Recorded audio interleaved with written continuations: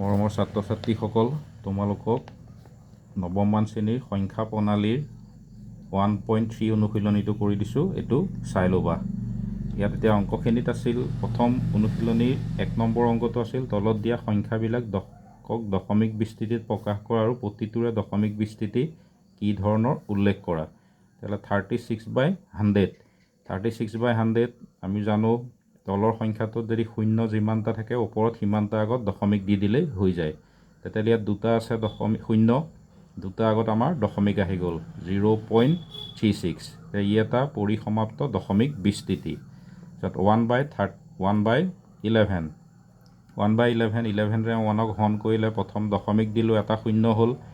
10ক 11ৰে নাযায়, তেতিয়াহ'লে আকৌ এটা শূন্য দিলোঁ, 100 হ'ল। তেতিয়া 11 গুণ 9 99, 1 আহিল, আকৌ শূন্য দুটা হ'ল, 11 আকৌ শূন্য এটা দি 11 9 গুণ 99, এনেকৈ এইটো একেটা সংখ্যাই ওলাই গৈ থাকে। তেতিয়া 1/11 = 0.090909 এনেকৈ ওলাই গৈ থাকিব। একেটা সংখ্যা যদি ৰিপিট হয় এইটোক পৌনঃপুনিক বুলি কোৱা হয়। তেতিয়াহ'লে অবিৰতভাৱে ওলাই থাকে এইটো। তেতিয়া ই এটা অবিৰত পৌনঃপুনিক দশমিক বিস্তৃতি। তাৰপিছত 3 নম্বৰটো 4 সমস্ত আনভাগৰ 1। 4 সমস্ত আনভাগৰ 1 এনেকৈ থাকিলে এইটোক আমি অপ্ৰকৃত ভগ্নাংশলৈ নি ল'ব লাগিব। অপ্ৰকৃতলৈ নিলে 8ৰে 33ক হৰণ কৰিলে আন 4 গুণ 32, 1 নামি আহিল, দশমিক দিলোঁ, শূন্য হ'ল, 8 গুণ 8, আকৌ এনেকৈ এইটো 20 হ'ল, 8 দুগুণ 16, তাৰপিছত 4 হ'ল দশমিক 4 শূন্য এটা আহিল, 8 5 গুণ 40। তেতিয়াহ'লে এইটোত 4 0 1 2 5ত সমাপ্ত হয়। তেতিয়াহ'লে ই এটা পৰিসমাপ্ত দশমিক বিস্তৃতি। তেতিয়াহ'লে আমাৰ 3 নম্বৰ 4 নম্বৰটো কি আছে 3/13। তেতিয়াহ'লে 3/13 হ'লে আমি 13ৰে 3ক কৰিলোঁ প্ৰথম, এইটো চাই ল'বা অংকটো। 33 আছিল, দশমিক দি দিলে এটা শূন্য হ'ল, 13 দুগুণ 26, তেতিয়াহ'লে 40 হ'ল, 13 3 গুণ 39, তেতিয়াহ'লে এক এটা নামি আহিল, শূন্য এটা দিলোঁ, দশমিকৰ কাৰণে এটা শূন্য আহিলে আৰু এটা শূন্য আহিল, 100 হ'ল, 13 7 যা 91। তেতিয়াহ'লে ইয়াৰ পৰা আকৌ 9 তললৈ নামি আহিল, শূন্য হ'ল, 6 বাৰ 78, আকৌ 78ক এইটো বিয়োগ কৰিলোঁ, 2 1 শূন্য এটা আহিল, আকৌ আমাৰ 9 বাৰ গ'ল, 9 বাৰ গ'লে এইটো হ'ব। তাৰপিছত আকৌ 30 নামি আহিল, আকৌ দুবাৰ গ'ল 26, তাৰপিছত 4 শূন্য হ'ল, 3 বাৰ গ'ল 39, তাৰপিছত আকৌ 1 এটা আহিল, শূন্য দশমিকৰ কাৰণে এটা শূন্য আহিলে আৰু এটা শূন্য আমাৰ ইয়াত দিয়াৰ লগে লগে ইয়াতো আহিল।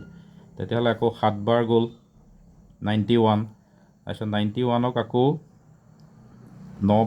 9 নামি আহিল, শূন্য হ'ল, 6 বাৰ গ'লে 78, তাৰপিছত আকৌ ইয়াৰ পৰা বিয়োগ কৰিলোঁ, 10ৰ 8 গ'ল 2, 1 শূন্য হ'ল, আকৌ 9 বাৰ দিলোঁ, 9 বাৰ দিলে 117, তেতিয়া আকৌ 30 3 শূন্য আহিল, আকৌ দুবাৰ দিলোঁ 26, আকৌ সেই আগৰ পৰ্যায়টোলৈ আহিল এইখিনি।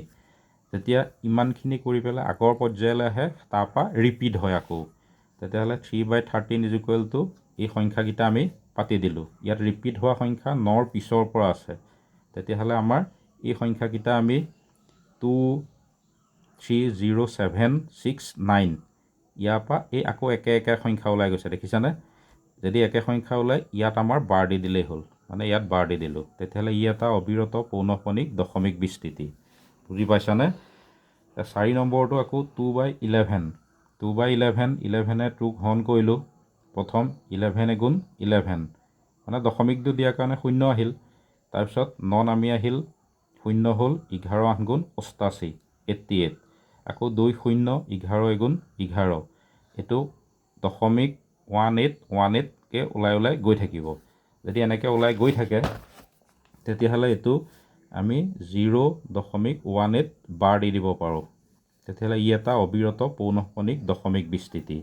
6 নম্বৰটো আছে 329/400। এতিয়া 329/400ক আমি এনেকৈ হৰণ কৰিলোঁ, প্ৰথম দশমিক দিলোঁ, এটা শূন্য আহিল, 400তে 8 বাৰ কৰিলোঁ, আন 4 গুণ 32, 3200, তেতিয়া আকৌ 9 নামি আহিল, শূন্য এটা নামিল, আকৌ দশমিকৰ কাৰণে এটা শূন্য হ'ল, 8 দুগুণ 400 লগত 2 পূৰণ কৰিলে 800 হ'ল, তাকো ইয়াৰ পৰা 2 নামি আহি 2 0 0 নামি আহিল, এটা 0 আহি গ'ল। তেতিয়াহ'লে যিহেতু 1000ক 2ৰে কওঁতে দুবাৰ যাওঁতে এইটো হৈছিল, তেতিয়াহ'লে 400 লগত 5 পূৰণ কৰিলে 2000 হয়, মানে 0। তেতিয়াহ'লে এইটো ইজ ইকুৱেল টু 0.8225। ই এটা পৰিসমাপ্ত দশমিক বিস্তৃতি, মানে শেষ হৈ গ'লে পৰিসমাপ্ত হয়। তাৰপিছত 2 নম্বৰটো দিছে, তোমালোকে জানা যে 1/7 ইজ ইকুৱেল টু 0.142857 বাৰ, মানে এইখিনি আকৌ আহি থাকে। দীঘলীয়া হৰণ নকৰাকৈ 2/7, 3/7, 4/7, 5/7, 6/7ৰ দশমিক বিস্তৃতি কি হ'ব ধাৰণা কৰিব পাৰিনে? যদি পাৰিবা কেনেকৈ? এতিয়া এইটোত আমি কৰিব পাৰোঁ, কাৰণ হৰবিলাক এইটোৰ আছে। তেতিয়াহ'লে ইয়াত আমাৰ এইটো কৰি চালে তোমালোকে বুজি পাবা। এয়া দীঘলীয়া হৰণ নকৰাকৈ আমি ইয়াৰ দশমিক বিস্তৃতি ধাৰণা কৰিব পাৰোঁ। উদাহৰণস্বৰূপে প্ৰথম 7ৰে এই 1টোক কৰিলোঁ, এইকেইটা ওলাই নোলাই আমি চাই ল'লোঁ।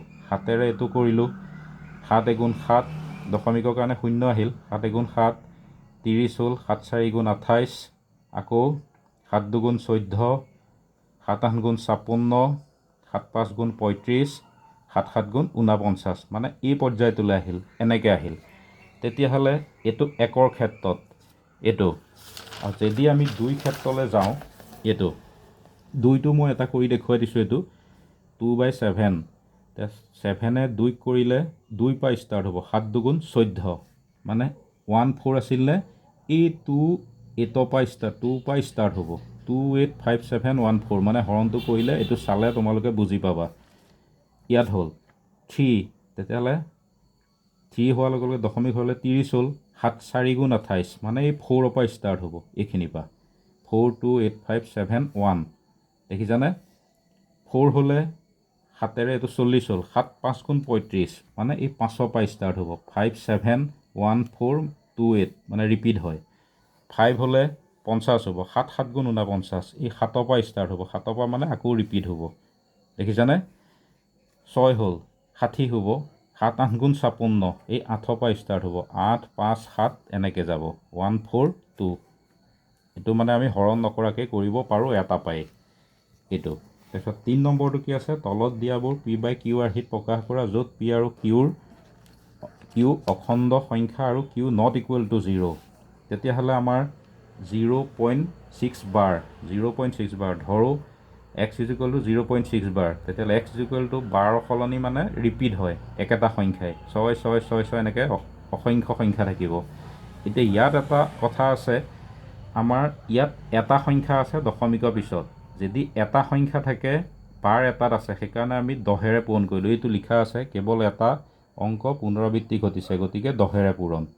xৰ লগত দুইফালে মানে আমি পূৰণকৈ দিলে, xৰ লগত 10 পূৰণ কৰিলে 10x, ইয়াক 10ৰে পূৰণ কৰি দিলে 6 এটা বাহিৰলৈ ওলাই আহিব, 6.666 এনেকৈ হ'ব। তেতিয়াহ'লে 10x 6 যোগ আকৌ এইটো কৰিলে আমি এইটো পাম, এইটো যদি 6 যোগ এইটো কৰোঁ এইটোৱে পাম। তেতিয়াহ'লে 0.666 হ'ল। এইটো আকৌ কাৰ মান? xৰ মান। এইখিনিত আমি x পাতি দিব পাৰোঁ। তেতিয়াহ'লে 10xৰ লগত xটো এইফালে আহিলে মাইনাছ হ'ল, 6টো জেগাতে থাকিল। তেতিয়াহ'লে 10xৰ পৰা x গ'লে 9x is equal to 6, x উলিয়ালে 6/9 হৰণকৈ দিলোঁ, 3 2 × 6, তাৰপিছত 3 3 × 9, 2/3। তেতিয়াহ'লে 0.6 বাৰ ইজ ইকুৱেল টু 2.3 হয় 1 নম্বৰটো। তো 2 নম্বৰটো 0.47, ইয়াত চাবা 7ৰ ওপৰত বাৰ আছে এইটো। তেতিয়াহ'লে ধৰোঁ x ইজ ইকুৱেল টু 0.47 বাৰ, তেতিয়াহ'লে ইয়াত 7টো পুনৰাবৃত্তি হ'ব, মানে হৈ হৈ গৈ থাকিব। ইয়াত যিহেতু ইয়াতো এটা সংখ্যাই যিহেতু পুনৰাবৃত্তি ঘটিছে, তেতিয়াহ'লে আমি 10ৰে পূৰণ কৰিম। দুইফালে 10 দি পূৰণ কৰি দিলোঁ, ইয়াত 10 হ'ল, ইয়াক 10ৰে পূৰণ কৰিলে এটা সংখ্যা বাহিৰলৈ ওলাই আহিব, 4.77 এনেকৈ হ'ব। তেতিয়াহ'লে 10x, এইটো আমি উলিয়াব লাগিব, এনেকুৱা দুটা সংখ্যা যোগ কৰি পেলাই আমি এই বস্তুটো উলিয়াব লাগিব। তেতিয়াহ'লে 4.3 ইজোগ প্লাছ 0.4777, এই দুইটা কৰিলে আমি এইটো পাওঁ। তেতিয়াহ'লে 10x 4.3, এইটো ইজ ইকুৱেল টু x, আমি এইটো ধৰি থৈছিলোঁ যিহেতু x আহিল। তেতিয়াহ'লে 10x ইফালে আহিলে -x 4.3, তেতিয়াহ'লে 10xৰ পৰা x গ'লে 9x 4.3, তেতিয়াহ'লে x উলিয়ালে 9ৰে এইটো ঘনকৈ দিলোঁ, এতিয়া দশমিকৰ পিছত যিহেতু এটা সংখ্যা আছে, এইটো দশমিক উঠালে 10ৰে পূৰণ হ'ব। তেতিয়া 10ৰ লগত 9 পূৰণ হৈ 90 হ'ল, 4.3/90। তেতিয়াহ'লে এইটো ইজ ইকুৱেল টু 43/90। 3 নম্বৰটো আকৌ কি আছে, 0.001। এতিয়া ইয়াতো আমাৰ x ইজ ইকুৱেল টু 0.001। তেতিয়াহ'লে x ইজ ইকুৱেল টু এইটো আমাৰ পুনৰাবৃত্তি হ'ব। তেতিয়া 0.001001001 এনেকৈ হৈ থাকিব। ইয়াত এটা কথা চাবা, ইয়াত 3টা সংখ্যাৰ পুনৰাবৃত্তি হৈছে। 3টা সংখ্যাৰ পুনৰাবৃত্তি হোৱাৰ কাৰণে আমি 1000ৰে পূৰণ কৰিলোঁ। তেতিয়াহ'লে xৰ লগত 1000 পূৰণ কৰিলোঁ, ইয়াৰ লগতো 1000 পূৰণ কৰিলে এই শূন্য দুটা 3টা আছিলে, ইয়াৰ এই এটা সংখ্যা এটা আগলৈ গুচি আহিব, 1.0010001 এনেকৈ হৈ থাকিব। তেতিয়াহ'লে 1000x 1 প্লাছ আকৌ এইটো কৰিব পাৰোঁ, এইটো কাৰ মান, xৰ মান। তেতিয়াহ'লে 1.0.0010001 এনেকৈ হৈ থাকিব। এইটো সলনি আমি x পাতি দিলোঁ। এতিয়া 1000x, এই xটো এইফালে আহিলে -x হ'ল, ইজ ইকুৱেল টু 1। তেতিয়াহ'লে 999x ইজ ইকুৱেল টু 1। তেতিয়াহ'লে x উলিয়ালে 1ক 999ৰে হৰণ হৈ যাব, এইটো 1ক 999ৰে হৰণ হৈ গ'ল। তেতিয়াহ'লে এইটো ইজ ইকুৱেল টু xৰ সলনি এইটো পাতিলোঁ, এইটো ইজ ইকুৱেল টু এইটো। তাৰপিছত 4 নম্বৰটো আছে 0.54 বাৰ।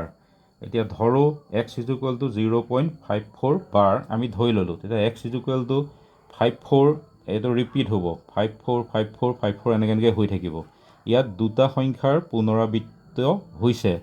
তেতিয়াহ'লে দুটা সংখ্যাৰ পুনৰাবৃত্ত হোৱাৰ কাৰণে আমি দুইফালে 100ৰে পূৰণকৈ দিলোঁ। xৰ লগত 100 পূৰণ হ'ল, ইয়াৰ লগতো 100 পূৰণ হ'ল, 54.5454 এনেকৈ হৈ গ'ল। তেতিয়াহ'লে 100x 54 প্লাছ এইটো আমি ইয়াত পাতিব পাৰোঁ। 54 দশমিকৰ পিছত আছে, 54.0.5454 এনেকৈ পাতিব পাৰোঁ। তেতিয়াহ'লে 100x, এইটো 54, এইটো সলনি আমি x পাতিব পাৰোঁ, ইয়াত x আহিল। তেতিয়াহ'লে 100x, এইটো এইফালে আহিলে -x ইজ ইকুৱেল টু 54। এইটো বিয়োগ কৰি দিলোঁ, 99x is equal to 54। x উলিয়ালে 54ক 99ৰে হৰণ হ'ল। হৰণ হওঁতে আমি এইটো 9ৰে কাটিব পাৰোঁ, 9 11 গুণ 99, 9 6 গুণ 54। তেতিয়াহ'লে 6/11। 0.54 বাৰ ইজ ইকুৱেল টু 6/11 আমি পাতিব পাৰোঁ। আৰু ইয়াত তোমালোকৰ মই এই 4টা কৰি দিছোঁ, বাকী 3টা চেষ্টা কৰিবা, নোৱাৰিলে কমেণ্ট কৰিবা, মই পিছৰকেইটাও মই কৰি দিম নেক্সট ভিডিঅ'ত। তাৰপিছত 4 নম্বৰটো আকৌ কি আছে, 0.999ক p/q আৰ্হিত প্ৰকাশ কৰা। তোমাৰ উত্তৰ দেখি আচৰিত হৈছা নেকি? তোমাৰ শিক্ষক আৰু সহপাঠীসকলৰ লগত এই উত্তৰ কিয় অৰ্থৱয় আলোচনা কৰা। তেতিয়াহ'লে এইটো আমি কৰিবলৈ হ'লে দিয়া আছে, প্ৰথম এইটো পাতি ল'লোঁ, 0.999 ইজ ইকুৱেল টু 0.9 বাৰ। যিহেতু 9টো ৰিপিট হৈছে, 9 বাৰ হ'ল। তেতিয়াহ'লে ধৰোঁ x ইজ ইকুৱেল টু 0.999 এনেকৈ হ'ব। ইয়াত এতিয়া এটা সংখ্যাৰ পুনৰাবৃত্তি হৈছে। তেতিয়াহ'লে যিহেতু পুনৰাবৃত্তি হৈছে, তেতিয়াহ'লে দুইফালে আমি 10ৰে পূৰণকৈ দিলোঁ। xৰ লগত 10 পূৰণ কৰিলোঁ, 10x, এইফালে 10 পূৰণ কৰাৰ লগে লগে 9 এটা বাহিৰলৈ ওলাই আহিব, 9.99 এনেকৈ হ'ব। তেতিয়াহ'লে 10x is equal to 9 plus 0.99 পাতিব পাৰোঁ। এতিয়া 10x 9, এইটো আকৌ xৰ মান। তেতিয়াহ'লে এইটো ইজ ইকুৱেল টু আমি x পাতি দিলোঁ, 10x - x is equal to 9। এই দুটা বিয়োগ কৰি দিলোঁ, 9x, এইটো 9 হ'ল। x ইজ ইকুৱেল টু 9/9 মানে দুইটা কটাকটি কৰিলে 1। এতিয়া 0.999 ইজ ইকুৱেল টু 1 হয়। বস্তুটো চাই ল'বা, 0.999 এটা পৌনঃপুনিক দশমিক বিস্তৃতি, আৰু ইয়াত 1 আৰু 1.999ৰ মাজত কোনো ব্যৱধান নাই। গতিকে ইয়াত 1 আৰু 0.99 সমান হয়, মানে ইজ ইকুৱেল টু আমি পাতিব পাৰোঁ। তাৰপিছত চাবা 5 নম্বৰটো। 1/17ৰ দশমিক বিস্তৃতিৰ পুনৰাৱৰ্তিত গোটটোত আটাইতকৈ বেছি কিমানটা অংক থাকিব, হৰণ পদ্ধতি অৱলম্বন কৰি উত্তৰৰ সত্যতা পৰীক্ষা কৰা। এইটো এনেকৈ চাবা, মই এইটো হৰণটো কৰি দিছোঁ। 17ৰে প্ৰথম 1 আছিল, দশমিক দিলোঁ, এটা 0 আহিল, আৰু এটা 0 দিলোঁ, ইয়াত 0 আহিল, 17 5 গুণ 85 এনেকৈ মই এইটো হৰণটো কৰিছোঁ। এইটো বস্তুটো ইয়াত কৰি পেলাই তোমালোকে চাবা, চালে এইটো বুজি পাবা। এই বস্তুটো মই এতিয়া কৈ নিদিওঁ। ইয়াত মানে কি হয়গৈ, 1/17 ইজ ইকুৱেল টু এই সংখ্যাখিনি যে ইয়াত হয়, হৈ পেলাই আকৌ ৰিপিট হয়গৈ, মানে ইয়াত এই 47লৈকে আহিব, এইখিনিলৈকে। এই গোটেইটো সংখ্যাৰ পিছতহে আকৌ পুনৰাবৃত্তি হয় মানে 0.05 দেখিছেনে ইয়াত 05 ইয়াত 05 মানে এইখিনি আকৌ এইখিনি গৈ পেলাই 7 পোৱাৰ পিছত আকৌ এইখিনি ৰিপিট হ'ব আকৌ এফালে গৈ গৈ হৰণ কৰি 7 পালেগে আকৌ ৰিপিট হ'ব তেতিয়াহ'লে এইটো ইজ ইকুৱেল টু আমি লিখিব পাৰোঁ 1/17 ইজ ইকুৱেল টু 0.0588235294117646 47 এইখিনিতহে আমাৰ সেইকাৰণে এইটো ৰিপিট হয় কাৰণে আমি এই গোটেইটোৰ ওপৰত বাৰ দি দিছোঁ এইটো চাবা অংকটো বুজি নাপালে কমেণ্ট কৰিবা মই বুজাই দিম আকৌ তাৰপিছত আমাৰ 6 নম্বৰটো কি দিছে যদি পি আৰু কিউ অখণ্ড সংখ্যা যাৰ একৰ বাহিৰে অন্য সাধাৰণ উৎপাদক নাই তেনেহ'লে পি বাই কিউ ৰাশিত থকা বিভিন্ন পৰিমেয় সংখ্যা লোৱা যিবিলাকৰ দশমিক বিস্তৃতি পৰিসমাপ্ত আৰু পৰ্যবেক্ষণ কৰা আৰু কিউৱে কি ধৰ্ম সিদ্ধ কৰিব অনুমান কৰিব পাৰিবানে এতিয়া ইয়াত আমাৰ পি বাই কিউ ৰাশিৰ কিছুমান সংখ্যা লোৱা হ'ল যিবোৰৰ একৰ বাহিৰে অন্য কোনো সাধাৰণ উৎপাদক নাই যেনে 3/4 7/8 19/20 23/25 আদি এনেকৈ আমি ধৰি ল'লোঁ ইয়াত এতিয়া 3/4 মানে 2 স্কোৱাৰ এইটো আমি 100লৈ মিলাবলৈ হ'লে 4 × 25 যদি কৰোঁ 100 মিলাব পাৰিম ইয়াত 25 পূৰণ কৰাৰ লগে লগে ওপৰতো 25 পূৰণ কৰিলোঁ দেখিছানে তেতিয়াহ'লে 4 is equal to 2 square 5 square মানে 2 স্কোৱাৰ 5 স্কোৱাৰ এইটো আমাৰ উপপাদ্য এটা আছিল সেইটো মতে আমি কৰিবলগীয়া হৈছে তেতিয়া 2 স্কোৱাৰ 5 স্কোৱাৰ ওপৰত যেতিয়া পূৰণ কৰিলোঁ 75 এইটো ইজ ইকুৱেল টু 100 এইটো 75 তেতিয়াহ'লে দশমিকৰ শূন্য দুটা আছে দশমিক দুটা আগত বহুৱাই দিলোঁ 0.75 7/8 7/8 মানে 2 কিউব মানে 8 এতিয়া 2 কিউব মানে 8 ইয়াৰ লগত 125 যদি পূৰণ কৰোঁ তেতিয়া আমি 1000 পাম ইয়াত 125 পূৰণ কৰাৰ লগে লগে ওপৰতো 125 পূৰণ কৰিব লাগিব এতিয়া 125ৰ লগত 7 পূৰণ কৰিলোঁ 875 হ'ল ইয়াত 8টোক আমি 2 কিউব আৰু 125ক 5 কিউব মানে 1000 হ'ল ওপৰত এইটো হ'ল তেতিয়া শূন্য আমাৰ 3টা আছিল 3টাৰ আগত আমি দশমিক পাতি দিলোঁ আকৌ 19/20 তেতিয়া 19/20 লগত 5 পূৰণ কৰিলে আমি 100 পাওঁ ইয়াত 5 পূৰণ কৰিলে ওপৰতো আমি 5 পূৰণ কৰি দিলোঁ তেতিয়া 95/100 এতিয়া 95 100 কৰিবলৈ যাওঁতে 4 পূৰণ 25 হৈছে 4 মানে 2 স্কোৱাৰ 5 স্কোৱাৰ তেতিয়া 95/100 শূন্য দুটা আছিল দুটা আগত দশমিক পাতি দিলোঁ আকৌ 23/25 23/25 মানে 5 স্কোৱাৰ 5 স্কোৱাৰ মানে 25ৰ লগত যদি 4 পূৰণ কৰোঁ 100 হ'ব ইয়াত যদি 4 পূৰণ কৰোঁ ওপৰতো আমি 4 পূৰণ কৰিব লাগিব 92/100 হ'ল 92/100 হ'বলৈ যাওঁতে 2 স্কোৱাৰ 5 স্কোৱাৰ মানে 100 ওপৰত 92 শূন্য দুটা আছিল 0.92 এতিয়া দেখা গ'ল যে কিউৰ মৌলিক উৎপাদকত কেৱল 2ৰ ঘাত আৰু 5ৰ ঘাত বা উভয়ে আছে গতিকে কিউৰ ক্ষেত্ৰত এই ধৰ্মটো প্ৰযোজ্য হ'ব তাৰপিছত আমাৰ 7 নম্বৰটো কি দিছে তিনিটা সংখ্যা লিখা যাৰ দশমিক বিস্তৃতি অবিৰত আৰু অপুনৰাবৰ্তিত অসমাপ্ত আৰু অপৌনঃপুনিক হ'ব লাগিব এতিয়া অবিৰত আৰু অপুনৰাবৰ্তিত দশমিক বিস্তৃতি তিনিটা হ'ল এনেকুৱা 0.0100100010001 মানে 0 ইয়াত এটা ইয়াত দুটা ইয়াত তিনিটা ইয়াত চাৰিটা পিছত 1 আহিছে দেখিছানে ছেকেণ্ডটো 2300 2300 2300 23000 মানে ইয়াত এটা দুটা তিনিটা চাৰিটা আৰু এটা পাতিলোঁ 0.003 0003 00003 শূন্য দুটা ইয়াত তিনিটা ইয়াত চাৰিটা এনেকৈ পাতিলেই হ'ল এইটো মানে অসমাপ্ত আৰু অপুনৰাবৰ্তিত 7 নম্বৰ এইটো বুজি নাপালে তোমালোকে হেৰি কমেণ্ট কৰিবা লাইক আৰু শ্বেয়াৰো কৰিবা তাৰপিছত আমাৰ 8 নম্বৰটো কি আছিল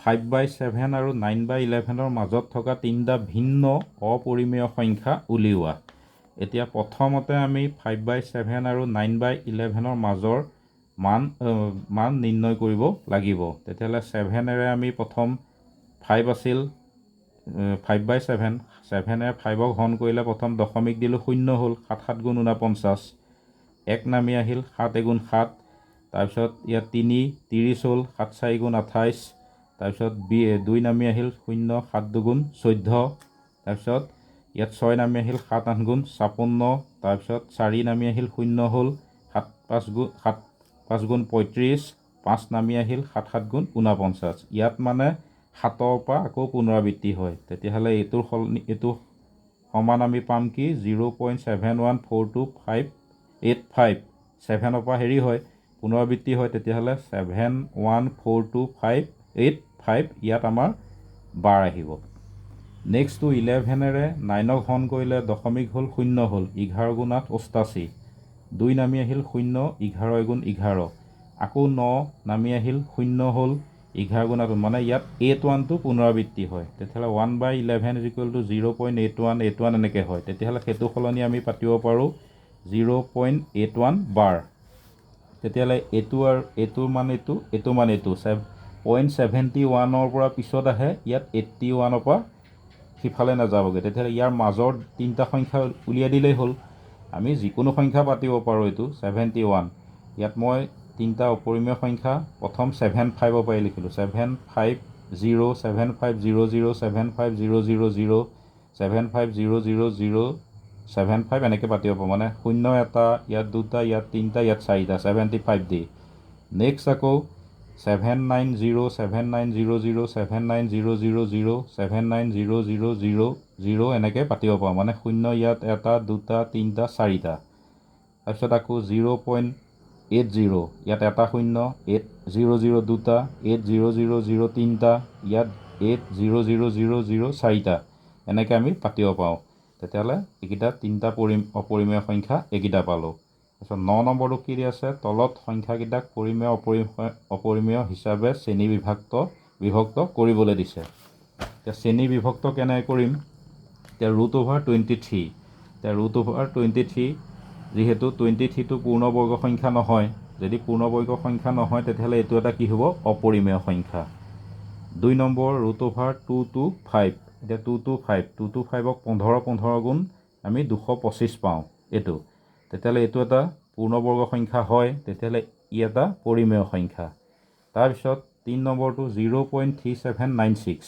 0.3796 এটা দশমিক বিস্তৃতি পৰিসমাপ্ত যদি দশমিক বিস্তৃতি পৰিসমাপ্ত হয় ই এটা পৰিমেয় সংখ্যা হ'ব 4 নম্বৰ 7.478478 এতিয়া এইটো এটা দশমিক বিস্তৃতিৰ এইটো মানে আমাৰ যিহেতু এনেকৈ আছে তেতিয়াহ'লে 478 মানে ইয়াত ৰিপিট হৈ গৈছে তেতিয়াহ'লে ই এটা দশমিক বিস্তৃতি অবিৰত পৌনঃপুনিক তেতিয়াহ'লে ই এটা কি হ'ব পৰিমেয় সংখ্যা হ'ব 5 নম্বৰটো আকৌ 0.01 0.00 এনেকৈ আছে 0 ইয়াত এটা দুটা তিনিটা চাৰিটা এনেকৈ আছে যদি এনেকৈ থাকে ই এটা দশমিক বিস্তৃতি অবিৰত অপুনৰাৱৰ্তিত তেতিয়া ই এটা কি হ'ব অপৰিমেয় সংখ্যা হ'ব 10 নম্বৰটো কি দিছে যুক্তি এ দিয়া আছে 0.6 আৰু 0.3777 এটা পৰিমেয় সংখ্যা এইটো হৈছে উক্তিটো আৰু যুক্তিটো দিছে কি যদি কোনো এটা বাস্তৱ সংখ্যাৰ দশমিক বিস্তৃতি